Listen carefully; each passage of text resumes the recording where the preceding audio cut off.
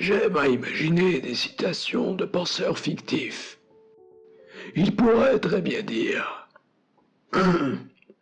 l'horreur, l'effroi, la beauté surtout, la beauté de cette horreur, de cet effroi.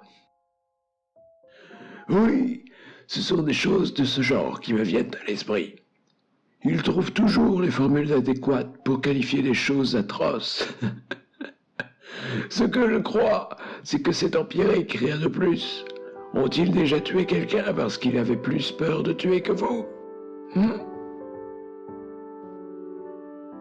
C'est une guerre à venir, le présage d'un désastre passé, qui aime à se faire voir, se faire désirer aux hommes qui se donnent le pouvoir de décider pour les autres. Tel l'homme se projetant dans la ruine romantique, il se rencontre ici lui-même dans cette situation anachronique, rappelant la dimension éphémère, indétachable de son existence. C'est l'amorce d'une chute, presque inéluctable dans le sens où l'on joue sur son penchant malsain. Cette tentation irrésistible du chaos, lui tendant une pomme dans la main.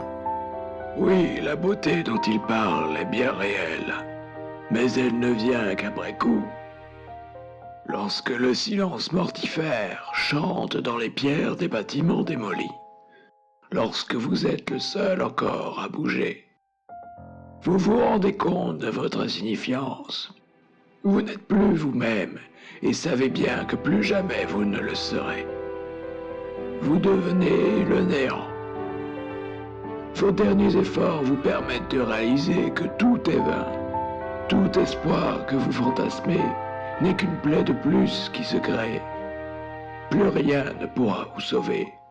Ces croyances dont vous vous étiez autrefois persuadé ne sont que des impostures évidentes.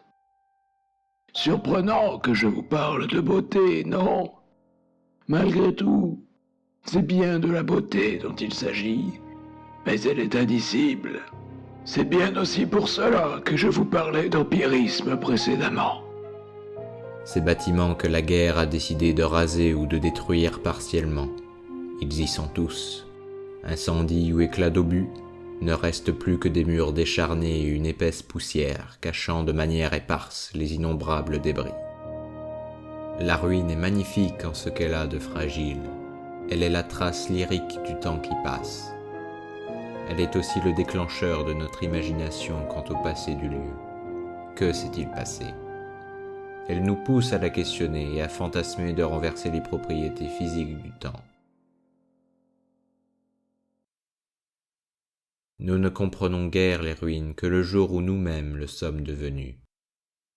Heinrich Heine.